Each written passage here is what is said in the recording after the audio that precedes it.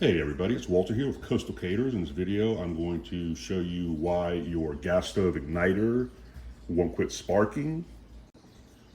One reason why that your igniter may not quit sparking, especially if you're new to using a gas stove, is because you're leaving the control knob in the light position like this.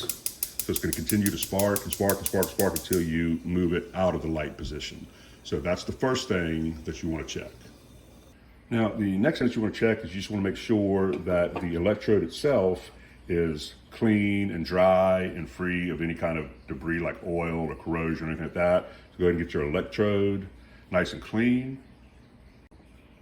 And one way that you can get your electrode nice and clean is to use some rubbing alcohol and a Q-tip to get it all nice and cleaned up. Just clean everything off of it. And also you can clean your burner cap a little bit too. So try doing that. So first make sure that the control knob on the stove is not in the light position. That'll fix that problem. Then make sure your electrode is nice and clean. Everything's nice and dry and clean. That should help.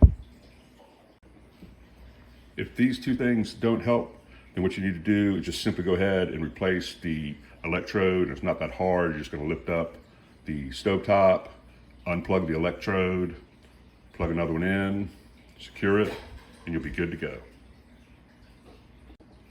And one thing I want to point out quickly is that I saw another video on the same subject. The guy had a couple of different fixes that I have, but one thing he said is that the igniter was bad, try to fix it so we don't have to replace the entire stovetop.